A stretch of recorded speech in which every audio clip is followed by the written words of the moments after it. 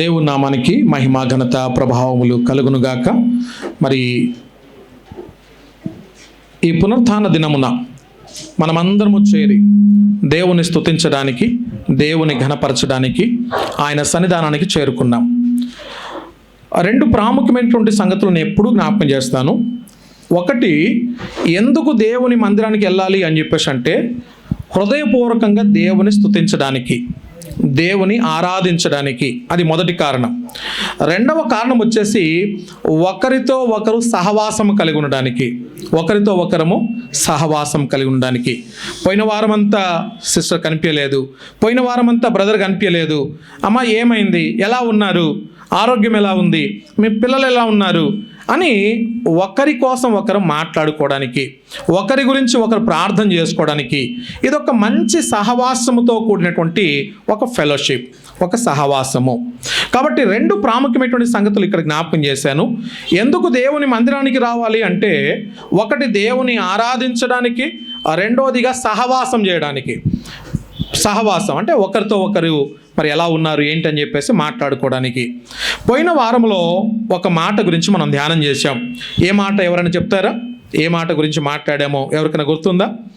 ఏ మాట గురించి మాట్లాడుకున్నాం? హీబ్రూ పదము, ఇంగ్లీష్ పదము చెప్పండి. నిష్మత్ ఎల్ షడై. Very good. నిష్మత్ ఎల్ షడై. నిష్మత్ ఎల్ షడై అనేటటువంటి మాటకు, నిష్మత్ అనే పదానికి ఆత్మ, బలమైనటువంటి ఆత్మ అని చెప్పేసి అర్థం. అంటే ఈ ఆత్మ కలిగినటువంటి వ్యక్తులు ఎవరుంటారు అంటే ప్రభు అయిన యేసుక్రీస్తు వారు. ఇలాంటి ఒక పవర్ఫుల్ స్పిరిట్, లేకుంటే ఈ నిష్మత్ అనేటటువంటి పదము ఒక శక్తివంతమైనటువంటి మరి ఆత్మ కలిగినటువంటి వారు అని చెప్పేసి అర్థం. అది ప్రభు అయిన యేసుక్రీస్తు వారికి ఉంది. అయితే ఈ రోజున ప్రత్యేకంగా వాక్య భాగం వచ్చేసరికి పోయిన వారంలో మనం ధ్యానం చేశాము సర్వశక్తిమంతుని యొక్క శ్వాస. ఒకవేళ సర్వశక్తిమంతుడు శ్వాస మన మీద ఊదితే, ఆయన శ్వాసను మన మీదికి పంపిస్తే ఏమవుతుంది అనే సంగతుల్ని నేను క్షుణ్ణంగా కొన్ని విషయాలు జ్ఞాపకం చేశాను. అందులో మొదటి అంశం వచ్చేసి ఎండిపోయినటువంటి ఎముకలు తిరిగి లేవడం గురించి మనం మాట్లాడుకున్నాం. జీవము పోసుకొని తిరిగి ఎలా మరి లేచాయో వాటి గురించి మనం మాట్లాడుకున్నాం. ఇక తర్వాత మరి దేవుడు ఈ భూమి మొత్తాన్ని కూడా ఎలా రిఫ్రెష్ చేస్తాడో, ఏ విధంగా నిత్య నూతనంగా మార్చబోతున్నాడో ఆ సంగతిని కూడా నేను జ్ఞాపకం చేశాను. ఇక ఆ తర్వాత పరిశుద్ధాత్మ దేవుడు ఎలా నడిపించబోతున్నాడో, ఆయన ఎంపవర్ చేయబోతున్నాడో ఆ మూడు విషయాల గురించి మనము పోయిన ఆదివారం రోజున నేర్చుకున్నాం. ఒకటి, ద బ్రీత్ ఆఫ్ లైఫ్ అని చెప్పేసి మాటను జ్ఞాపకం చేశాను. రెండోదిగా ద బ్రీత్ ఆఫ్ రెస్టోరేషన్ అనే పదాన్ని గుర్తు చేశాను. ఇక మూడోదిగా ద బ్రీత్ ఆఫ్ ఎంపవర్మెంట్ అనే పదాన్ని జ్ఞాపకం చేశాను. ఈ మూడు విషయాలు కూడా పోయిన ఆదివారము మనం ధ్యానం చేశాం. అయితే ఈ రోజున అదే నిష్మత్ ఎల్ షడై అనేటటువంటి దేవుని గురించి బైబిల్ అంతట్లో కూడా ఎల్ షడై అనేటటువంటి పదము మనకు దాదాపుగా 7 సందర్భాల్లో మనకు కనబడుతుందని మనం నేర్చుకున్నాం. ఆ 7 సందర్భాల్లో నుంచి 6 మాటల్ని బైబిల్లో నుంచి నేను చూపించాను. అది పోయిన వారంలో మనం ఎల్ షడై అనే పదం గురించి, నిష్మత్ అనే పదం గురించి ఒక స్పష్టమైనటువంటి అవగాహన మనం తీసుకున్నాం. ఇక ఈ రోజు కొరకు బైబిల్లో నుంచి అదే వాక్య భాగం ఎఫెసీయులకు రాసిన పత్రిక మొదటి అధ్యాయము 17వ వచనం నుండి 23వ వచనం వరకు మనము చదవబోతూ ఉన్నాం. దయచేసి చదువుదాం. మరియు మీ మనోనేత్రములు వెలిగింపబడినందున ఆయన మిమ్మల్ని పిలిచిన పిలుపు వలనైన నిరీక్షణ ఎట్టిదో, పరిశుద్ధులలో ఆయన స్వాస్థ్యము యొక్క మహిమైశ్వర్యం ఎట్టిదో, ఆయన క్రీస్తునందు వినియోగపరిచిన బలాతిశయమును బట్టి విశ్వసించు మనయందు ఆయన చూపుచున్న తన శక్తి యొక్క అపరిమితమైన మహత్యమెట్టిదో మీరు తెలుసుకొనవలెనని మన ప్రభు అయిన యేసుక్రీస్తు యొక్క దేవుడైన మహిమా స్వరూపియగు తండ్రి తన్ను తెలుసుకొనుటయందు మీకు జ్ఞానమును ప్రత్యక్షతయను గల మనస్సు అనుగ్రహించినట్లు నేను నా ప్రార్థనల యందు మిమ్ములను గూర్చి విజ్ఞాపన చేయుచున్నాను. 23 వరకు అండి. ఆయన ఆ బలాతిశయము చేత క్రీస్తును మృతుల్లో నుండి లేపి సమస్తమైన ఆధిపత్యము కంటెను, అధికారము కంటెను, శక్తి కంటెను, ప్రభుత్వము కంటెను ఈ యుగమునందు మాత్రమే గాక రాబోవు యుగమునందును పేరు పొందిన ప్రతి నామము కంటెను ఎంతో హెచ్చుగా పరలోకమునందు ఆయనను తన కుడి పార్శ్వమున కూర్చుండబెట్టుకొని ఉన్నాడు. మరియు సమస్తమును ఆయన పాదముల క్రింద ఉంచి సమస్తము పైని ఆయనను సంఘమునకు శిరస్సుగా నియమించెను.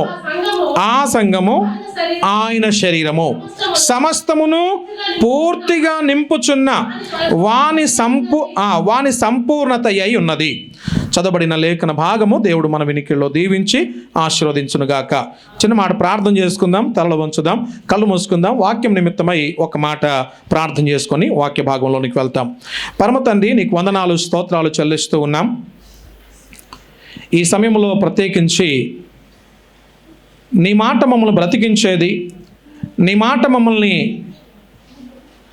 దుఃఖములో వేదనలో ఉన్నటువంటి వారికి సరిపోయినటువంటి ఔషధముగా పనిచేసేది. నీ మాట వలన సమస్త శరీరులు బ్రతుకుతారు. అలాంటి జీవము కలిగినటువంటి మాటల చేత మీరు నన్ను మమ్మల్ని దర్శించమని, నిలబడినటువంటి సేవకుని శిలువ చాటును మరుగుపరచండి. నీ మెలనైన స్వరము ప్రతి ఒక్కరము కూడా విని మిమ్మల్ని ఘనపరిచే భాగ్యము దయచేయమని. నేను మాట్లాడితే ఎవరికీ ప్రయోజనము కాదు, కానీ నీవు మాట్లాడితే అది మా జీవితాలకు ప్రయోజనకరం. మా స్థితిగతులు మార్చబడతాయి. అలాంటి నీ మాటల చేత మమ్మల్ని దర్శించమని నజరేయుడైన యేసయ్య నామములో మిక్కిలి వినయముతో అడిగి వేడుకుంటున్నాము తండ్రి, ఆమేన్. మరి ఇక్కడ నిష్మత్ అనే పదాన్ని మనం ధ్యానం చేసాం. అదే నిష్మా అనే పదము నిష్మత్ అనే పదానికి మరి రూట్ మీనింగ్గా మనకు కనబడుతుంది. ఈ నిష్మా అనేటటువంటి పదములో ఉన్నటువంటి అర్థం ఏంటంటే స్ట్రాంగ్ సోల్ అని చెప్పేసి అన్నాను, లేకుంటే the highest level of soul అని చెప్పేసి మాట్లాడుకున్నాం. అది గాడ్లీ సోల్ అంటే దేవునికి ఉండేటటువంటి ఆత్మ అందరు కలిగి ఉండేటటువంటి ఆత్మ కాదు. దేవునికి ఉండేటటువంటి ఆత్మను నిష్మత్ అనే పదముతో మనం మాట్లాడుకున్నాం.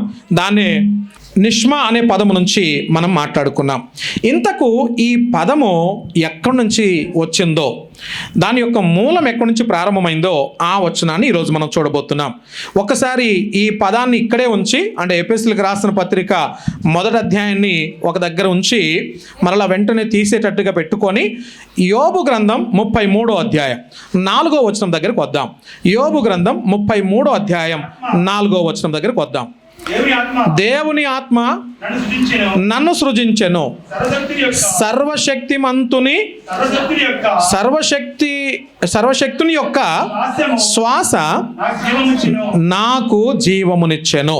చాలండి. సర్వశక్తిమంతుని యొక్క శ్వాస నాకు జీవాన్ని పోసింది అని మాట్లాడుతున్నాడు యోబు. హల్లెలూయా. చేతులెత్తి చెప్దామా ఒకసారి? హల్లెలూయా. దేవునికి మహిమ కలుగును గాక. కాబట్టి ప్రియులారా, యోబు మాట్లాడుతున్నటువంటి ఈ మాట ప్రకారంగా సర్వశక్తిమంతుని యొక్క శ్వాస మానవునికి జీవాన్ని పోసింది. ఒక్కసారి ఆదాము హవ్వ దగ్గరికి వెళ్ళి మనం చూస్తే అదే ఆది కాండంలో చక్కటి మాట మనం చూస్తాం. 2వ అధ్యాయం 7వ వచనములో, దేవుడైన యెహోవా నేలమంటితో నరుని నిర్మించి వాని నాసికారంధ్రములో జీవవాయువును ఊదినప్పుడు నరుడు జీవాత్మ అయ్యాడు. అంటే ఇప్పుడు మనము దేనితో బ్రతుకుతున్నాము? జీవాత్మతో బ్రతుకుతున్నాం. అంటే దేవుడు పోసిన ఆత్మతోటి మనం అందరము కూడా బ్రతుకుతూ ఉన్నాం. దేవునికి మహిమ కలుగునుగాక. కాబట్టి ప్రియులారా, మరి ఆది కాండంలో ఉన్నటువంటి మాటను ఈ యోబు గ్రంథంలో ఉన్నటువంటి మాటను మనం క్లబ్ చేస్తే, ఒక్క దగ్గర పెట్టి మనం చూస్తే చాలా స్పష్టంగా అర్థమైన విషయం ఏంటంటే, నరుని యొక్క ఆత్మ దేవుడు ఊదినటువంటి లేక దేవుడు పోసినటువంటి అది ఒక మరి ఆయన శక్తి అయి ఉన్నది. నరుని యొక్క ఆత్మ మనం ఈరోజు ఏదైతే ఆత్మను కలిగి ఉన్నామో, అందుకనే చూడండి, ఎవరైనా చనిపోయినప్పుడు ఇలా సర్వసాధారణంగా మాట్లాడుతుంటారు, చచ్చిపోయాడు అంటారు, చచ్చిపోయింది అంటారు. అంటే పోయేది వేరేది ఉంటుంది, చనిపోయేది అంటే చచ్చేది వేరేది, పోయేది వేరేది. శరీరము చనిపోతే ఆత్మకు చావు లేదు, ఆత్మకు చావు లేదు, ఎప్పటికీ అది బ్రతికే ఉండాల్సింది. అంటే నరుని యొక్క ఆత్మ దేవుడు పెట్టినటువంటి దీపము, నరుని ఆత్మ దేవుడు పెట్టినటువంటి దీపం. ఈ దీపము తిరిగి దేవుని దగ్గరికి చేరుకోవాల్సిందే తప్ప ఇంకెక్కడో మట్టిలోనో లేకుంటే గాలిలోనో చెట్లలోనో అది వేలాడుకుంటూ ఊగులాడుకుంటూ ఉండిపోదు. ఇది సర్వసత్యం, బైబిల్ చెప్తున్నటువంటి సత్యం. కాబట్టి ప్రియులారా, యెహోవా వాక్కు చేత, తర్వాత ఆయన నోటి ఊపిరి చేత వాటి సర్వస్వమును కలిగెను అని 33వ కీర్తన 6వ వచనంలో కూడా మనం చూస్తాం. ఆయన నోటి మాట చేత, 33వ సంకీర్తన ఒకసారి చూద్దామా, 6వ వచనం చదవండి ఎవరైనా. యెహోవా వాక్కు చేత ఆకాశము కలిగింది, ఆయన నోటి ఊపిరి చేత వాటి సర్వస్వము కలిగెను. చాలు బ్రదర్, ఇక్కడ సర్వస్వము కూడా ఎలా కలిగాయి అని చెప్పేసి అంటే ఆయన నోటి చలువ, ఆయన నోటి మాట ద్వారా, నోటి ఊపిరి చేత. ఎంత మంచి మాట కదా. ఇప్పుడు ఈరోజు మనం మాట్లాడుకుంటున్న మాట నిష్మత్ ఎల్షదై అనే ఈ పదములో ఎల్షదై అంటే సర్వశక్తిమంతుడు అని అర్థం. దేవుడు తన సర్వశక్తిని ఎక్కడ ధారపోశాడు, ఎక్కడ వినియోగించాడు, ఎక్కడ ఉపయోగించాడు అనే పదాన్ని మనం చూడబోతున్నాం. ఆయన శక్తి మొత్తాన్ని కూడా కూడబెట్టుకొని ఈ పని చేశాడు అనే విధంగా ఏదైనా మనకు కనబడుతుందా? ఈ లోకమంతట్లో కూడా ఒకసారి మీరు గమనించండి, సృష్టి మొత్తాన్ని కూడా ఇది కలుగునుగాక అంటే కలిగింది, ఇది కలుగునుగాక అంటే కలిగింది. కానీ మానవుని విషయంలో మాత్రం దేవుడు తన యొక్క చేతిని వాడాడు, లేకుంటే ఆయన టచింగ్, లేకుండా ఆయన దేనైతే ముట్టుకొని, మట్టిని ముట్టుకొని ఒక స్వరూపాన్ని తయారు చేసి మరి మానవునిగా తయారు చేశాడు.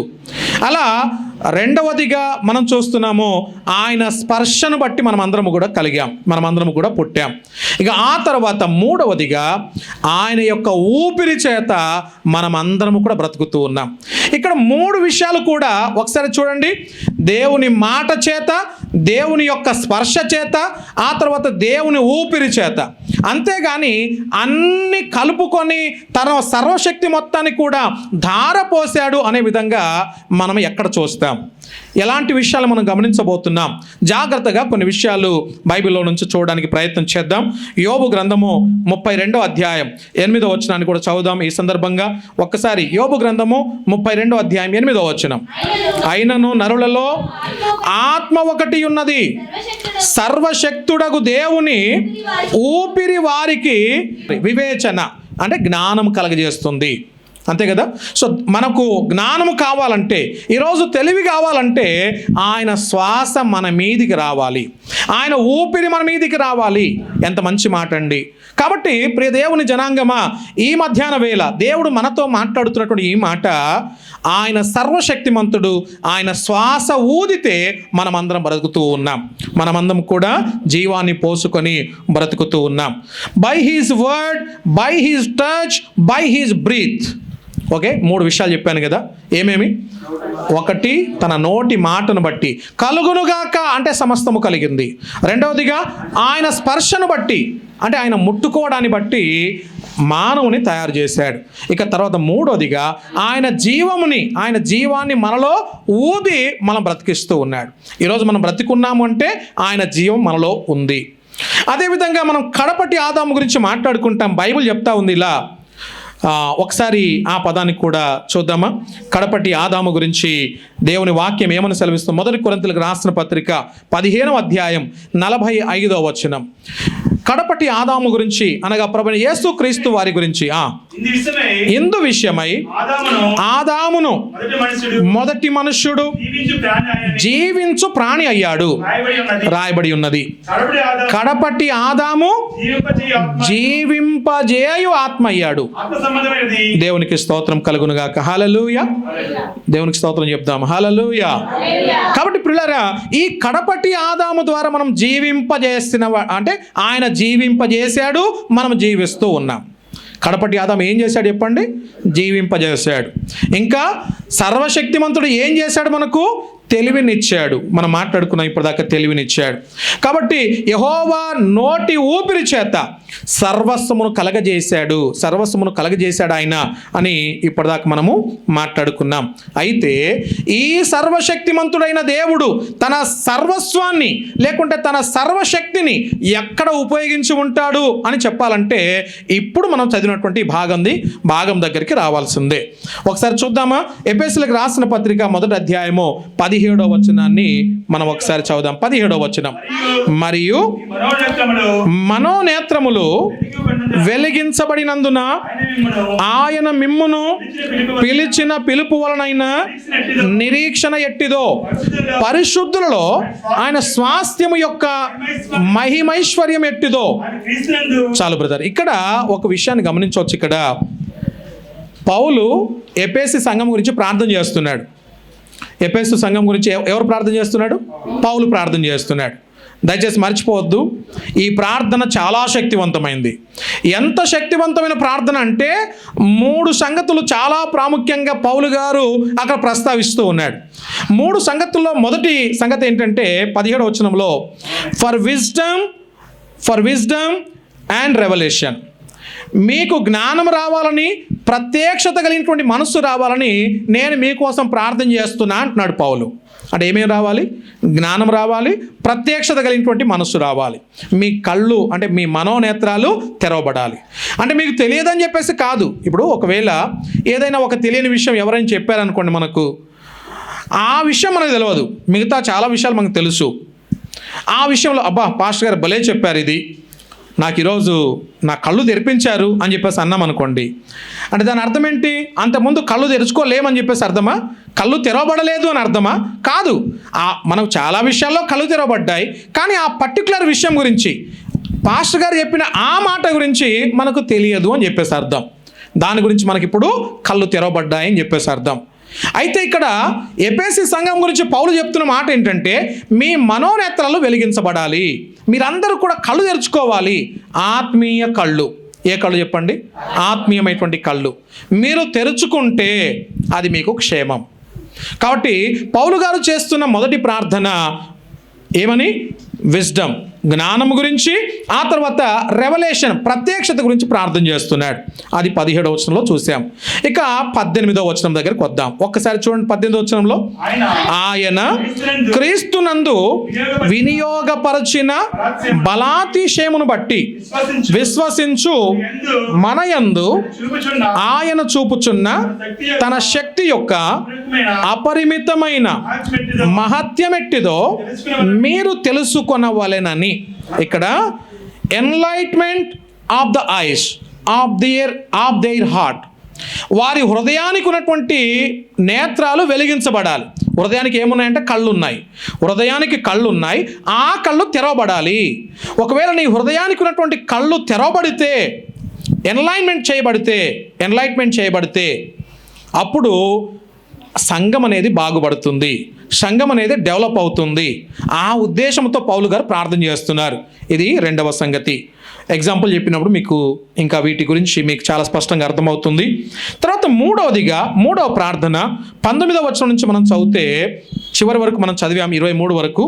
అయితే అందులో రాయబడిన మరొక మాట ఏంటంటే ఫర్ స్ట్రెంథెనింగ్ అండ్ ఇన్హెరిటెన్స్, స్వాస్థ్యము గురించి, ఆ తర్వాత మీరు బలముగా ఉండాలి అనేటటువంటి సంగతి గురించి పౌలు గారు ప్రార్థన చేస్తున్నారు. ఇలా 3 రకాల ప్రార్థనలు, 3 విషయాల గురించి పౌలు గారు ఎఫెసీ సంఘం గురించి ప్రార్థన చేస్తున్నాడు. ఒకటి వారి జ్ఞానము, ప్రత్యక్షత కలిగినటువంటి మనస్సు గురించి.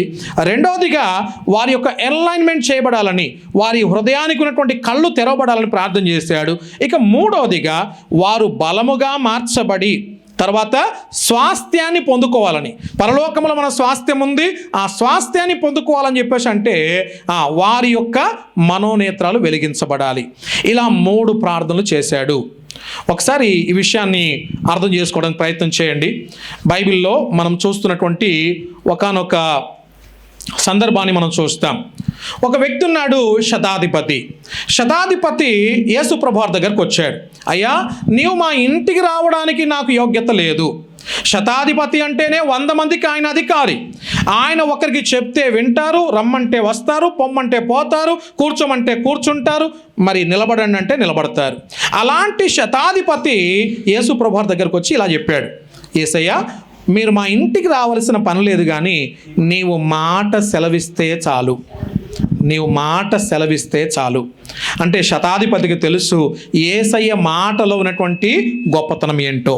హల్లెలూయా చెప్దాం అందరం ఒకసారి, హల్లెలూయా. కాబట్టి ప్రియ దేవుని జనాంగమా, ఈరోజు యేసయ్య మాటలో గనక శక్తి ఉందని చెప్పేసి నువ్వు నమ్మితే, శతాధిపతి లాగా మనం కూడా యేసయ్య మాటను కోరుకుంటాం. ఆయన మాటల వల్ల మనుషులు బ్రతుకుతారు. ఆయన మాట సెలవిస్తే చాలు, చీకటి పారిపోతుంది. యేసు ప్రభు వారి పేరు తీసుకుంటే చాలు, దయ్యాలు వణికిపోతూ ఉన్నాయి. కాబట్టి అంత శక్తి కలిగినటువంటి మాట యేసు ప్రభు వారిది. కాబట్టి wisdom and revolution, I'm praying for you like wisdom and revolution. మీ జ్ఞానము గురించి, తర్వాత మీ యొక్క మరి ప్రత్యక్షత గురించి నేను ప్రార్థన చేస్తున్నాను అంటున్నాడు పౌలు. ఇక్కడ శతాధిపతి కూడా, అయ్యా నువ్వు మాట సెలవిస్తే చాలయ్యా, నా కూతురు బ్రతుకుతుంది, నా దాసుడు బ్రతుకుతాడు. ఎంత చక్కటి మాట కదా. సో తర్వాత మరొక సందర్భాన్ని నేను జ్ఞాపకం చేస్తాను. ఒకసారి మీరు ఈ విషయాన్ని చూస్తే, ఎలీషా దగ్గరికి ఒకానొక దినాన్న ఒక స్త్రీ పరిగెత్తుకొని వచ్చింది. అయ్యా, నీ దాసుడు చనిపోయాడు. మరి ఆయన చనిపోయిన తర్వాత నేను పిల్లలు గల్లదాన్ని, అప్పుల వాళ్ళు నా ఇంటి మీదకి వచ్చేసారు, ఇప్పుడు వాళ్ళు నన్ను చాలా ఇబ్బంది పెట్టేస్తున్నారు, ఏం చేయమంటారు అని అడిగింది. వెంటనే ఇప్పుడు ఎలీషా ఏమన్నాడో తెలుసా, నీ పొరుగు ఇంటికి వెళ్ళి, అంటే నీ ఇరుగు పొరుగు వాళ్ళ ఇంటికి వెళ్ళి వాళ్ళ దగ్గర నుంచి నువ్వు అరువు తెచ్చుకోవాలి. అరువు అంటే కుండలు తెచ్చుకోవాలి, కొన్ని అప్పుగా తెచ్చుకోవాలి, అంటే బదులుగా తెచ్చుకోవాలి.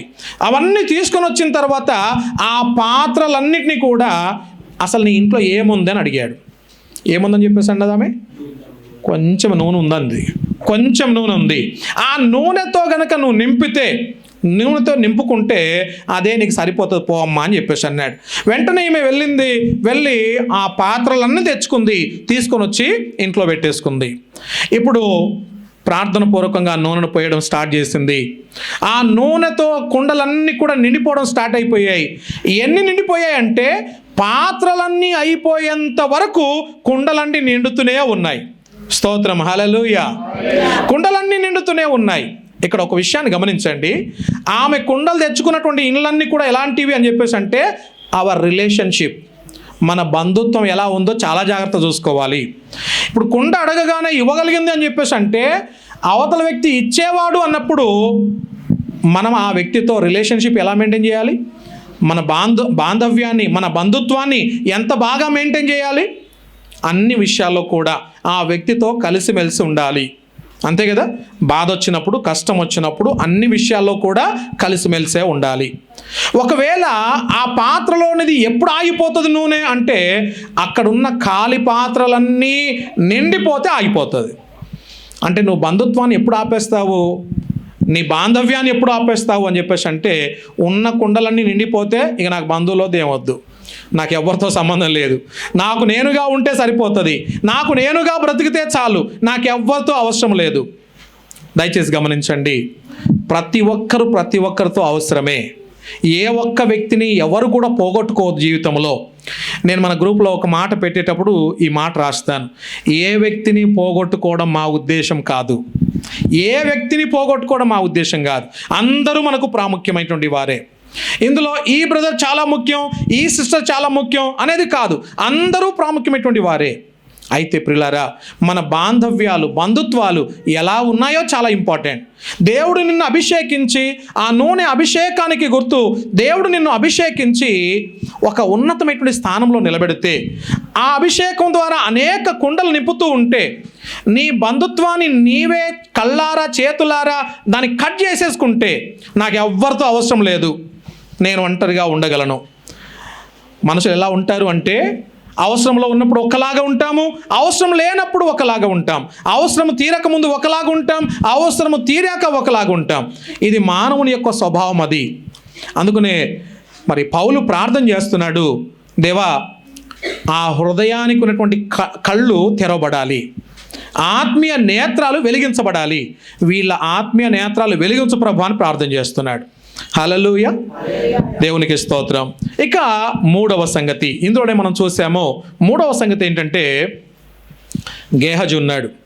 ఒకానొక దినాన శత్రులందరూ కూడా వచ్చేసి వారి రథాలతో వచ్చేస్తూ ఉన్నారు.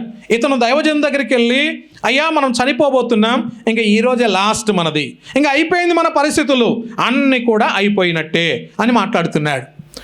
దైవజనుడు అన్నాడు, దేవా వీని నేత్రాలు తెరువు, వీని కళ్ళు తెరువు ప్రభు అని ప్రార్థన చేశాడు.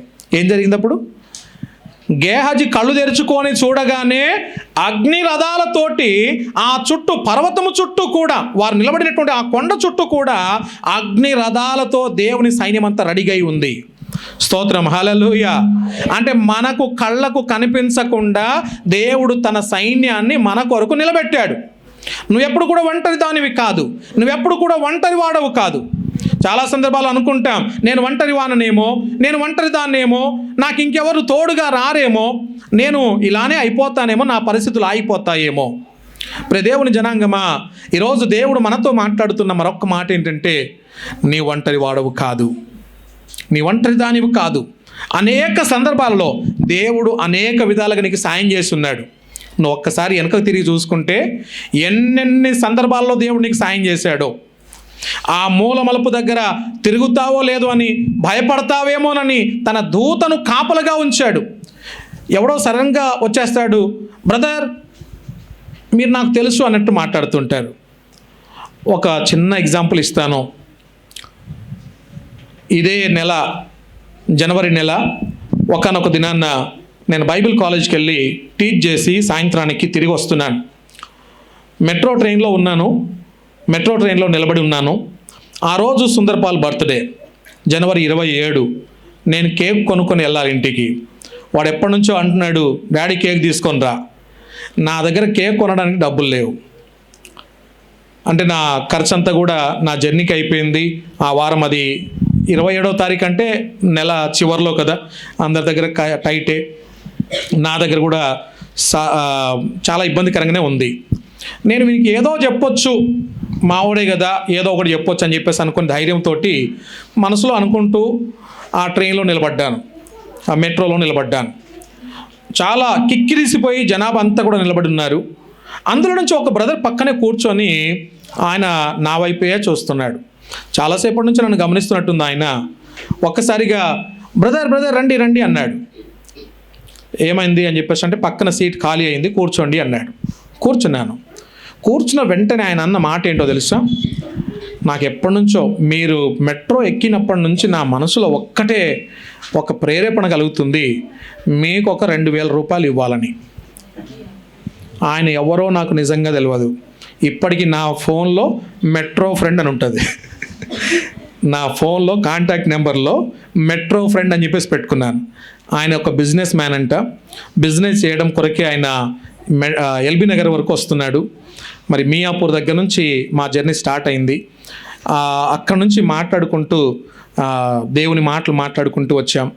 సడన్గా ఎక్కడంతోనే ఆయన 2000 ఇచ్చేశాడు. ఇక నేను ఉత్తైన తీసుకోవడం నాకు ఇష్టం లేక ప్రార్థన చేసి అతను అక్కడి నుంచి పంపించాను. దేవునికి మహిమ కలుగును గాక. హల్లెలూయా. నీ స్థితిగతులన్నీ దేవునికి తెలుసు. ఇది చాలా చిన్న ఎగ్జాంపులే, కానీ శక్తివంతమైనటువంటి ఎగ్జాంపుల్. కాబట్టి ఈ రోజున మరి మన దేవుడు ఎవరు అని చెప్పేసి అంటే, కనిపించకుండా నీ పక్కనే ఆయన సైన్యం అంతా కూడా నీకు సహాయకులుగా నిలబడ్డారు. నువ్వు ఒంటరి వాడవు కాదు అనే విషయాన్ని మరలా దేవుని సేవకునిగా ఒక్కడి నుంచి చెప్తూ ఉన్నాను. ఈరోజు నీది, రేపటి రోజు నీది కాదు. నువ్వు ఎప్పుడు దాకా మనం బ్రతికుంటామో భూమి మీద మనకు తెలియదు. బ్రతికున్నటువంటి ఈ కాలంలోనే అందరితో సమాధానంగా ఉందాం. తండ్రిని విడిచిపెట్టి పారిపోయినటువంటి లేక ఇంట్లో నుంచి బయటికి వెళ్ళిపోయినటువంటి తప్పిపోయిన కుమారుని మనం చూస్తాం. తండ్రి నిలబడి చూస్తూ ఉన్నాడు, కొడుకే తిరిగి రావాల్సి వచ్చింది. కొడుకే తిరిగి వచ్చాడు. ఎప్పుడో తెలుసా? స్థితిగతులన్నీ కూడా అప్ అండ్ డౌన్స్ అయిపోయిన తర్వాత, అయ్యో ఇక్కడ నూనె లేదు, ఇక్కడ ఆహారము లేదు అని అర్థమైన తర్వాత వారే తిరిగి వస్తుంటారు. కాబట్టి ఈరోజు తండ్రి మనస్సును సరిగ్గా అర్థం చేసుకోగలిగితే తండ్రిని వదిలిపెట్టి అంత ఈజీగా మనం బయటికి వెళ్ళలేం. ఆ స్త్రీ చేసిన పని ఏంటో తెలుసా? ఆ పాత్రలన్నీ నూనెతో నింపిన తర్వాత ఇప్పుడు ఏం చేయాలి ఆమె?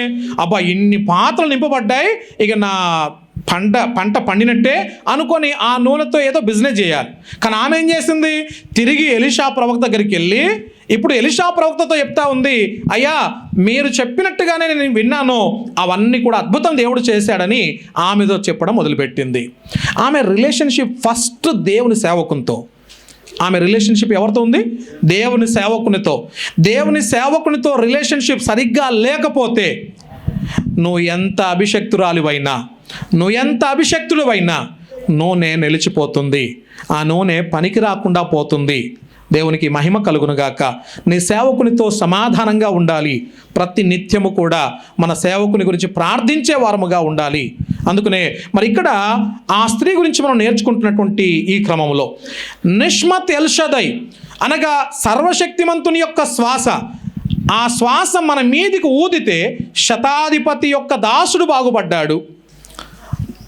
నూనెతో లేనటువంటి కుండలన్నీ కూడా నూనెతో కలకలలాడుతూ ఉన్నాయి. అంత మాత్రమే కాదు, కళ్ళు తెరవబడిన వెంటనే దేవుని సైన్యమంతా ఎదురు చూస్తూ మరి దేవుని దాసులకు తర్వాత గేహజీకి అండగా నిలబడినటువంటి సైన్యాన్ని చూశాడు. ఎప్పుడు సాధ్యమైంది ఇది? సర్వశక్తిమంతుడు మనకు తోడుగా ఉన్నప్పుడు. హల్లెలూయా. తల వంచుదాం, కళ్ళు మూసుకుందాం, చిన్న మాట ప్రార్థన చేసుకుందాం. ప్రభువైన యేసుక్రీస్తు వారు నీ గురించి ఆయన కల్వరి శిలువలో చనిపోయి మరణించి తిరిగి లేచి మరలా రాబోతున్నాడు. కాబట్టి నేను క్రీస్తుతో కూడా సిలువ వేయబడాలి.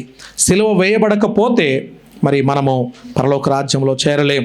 శారీరక క్రియలు, శరీర సంబంధమైనటువంటి క్రియలు, మన లోపల దాని యొక్క ఇచ్చకు సంబంధించినటువంటి విషయాలు అన్నీ కూడా చనిపోవాలి. వాటిని చంపితే కానీ మనము క్రీస్తులో బ్రతకలేం.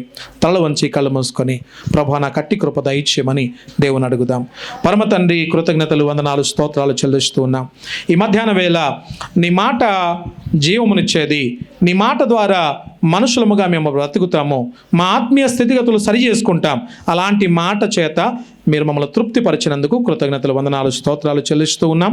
ద లైట్ హౌస్ ఫెలోషిప్ సంఘాన్ని దినదినాభివృద్ధి కలగచేయండి. దేవా, మా మనోనేత్రాలు వెలిగించబడినటువంటి వారమై జ్ఞానము, ప్రత్యక్షత కలిగినటువంటి మనస్సు ప్రతి ఒక్కరికి దయచేయమని ప్రార్థన చేస్తూ, నీ వాక్యాన్ని వాక్యముగా అర్థం చేసుకోగలిగినటువంటి ఆత్మ నేత్రాలు ప్రతి ఒక్కరికి వెలిగించమని, ప్రత్యేకంగా మా సంఘములో ఉన్నటువంటి ఒక్కొక్క వ్యక్తిని మీ వాక్యము చేత ఇదిగో ధైర్యపరిచి నింపి, నీ వాక్యము చేత బలపరిచి, ఇదిగో నీ కొరకు, నీ మహిమ కొరకు బ్రతికే కృప మా అందరికీ దయచేయమని నజరేయుడైన యేసయ్య నామములో మిక్కిలి వినయముతో అడిగి వేడుకుంటున్నాము తండ్రి. ఆమేన్. యేసయ్య నీ ప్రేమ నా సొంతము, నాలోన పలికిన స్తుతి గీతము. యేసయ్య నీవేగా తొలి కిరణము, నాలోన వెలిగిన రవి కిరణము. ఏనాడు ఆరని నా దీపము, నా జీవితానికి ఆధారము.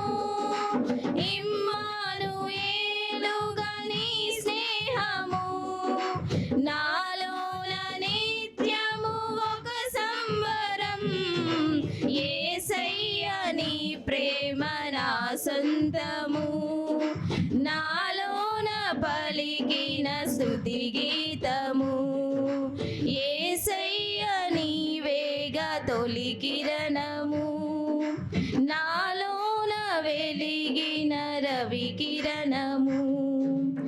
ఏ పాటి నన్ను ప్రేమించినావు, నీ ప్రేమలోనే నన్ను దాచినావు. నా భారమంతా నువ్వు మోసినావు, నన్ను నడిపించినావు, నీ కృపలోనే నన్ను కాచినావు, నీ కనికరమే చూపించినావు, నా హృదిలోనే నీ వాక్య ధ్యానం, నా మదిలోనే నీ నామస్మరణం, నిన్నే ఆరాధించి నీ దయలోనే జీవించి, నిన్నే పూజించి నీలోనే తరించి, యేసయ్య నీ ప్రేమ నా సొంతము, నాలోన పలికిన తొలి కిరణము, యేసయ్య నీవేగ తొలి కిరణము, నాలోన వెలిగిన రవి కిరణము, ఏనాడు నన్ను విడనాడలేదు, నీ నీడలోనే నడిపించినావు, లోకాన రాజు నీవే, నా జీవనావకు రహదారి నీవే, నా గురి నీవే నా యేసుదేవా, చేరితి నిన్నే నా ప్రాణనాదా, పర్వత శిఖరం నీ మహిమ ద్వారం, ఉన్నతమైనది నీ దివ్య చరితం, సాటేలేరు నీకు సర్వాధికారివి నీవు, మారని దైవం నీవు, మహిమోన్నతుడవు నీవు, యేసయ్య నీ ప్రేమ నా సొంతము, నాలోన పలికిన స్తుతి గీతము, యేసయ్య నీవేగ తొలి కిరణము, నాలోన వెలిగిన రవి కిరణము, ఏనాడు ఆరని నా దీపము, నా జీవితానికి ఆధారము, ఇమ్మానుయేలుగా నీ స్నేహము, నాలోన నిత్యము ఒక సంబరం, యేసయ్య నీ ప్రేమ నా సొంతము, నాలోన పలికిన స్తుతి గీతము, యేసయ్య నీవేగ తొలి కిరణము, నాలోన వెలిగిన రవి కిరణము. హల్లెలూయా, హల్లెలూయా.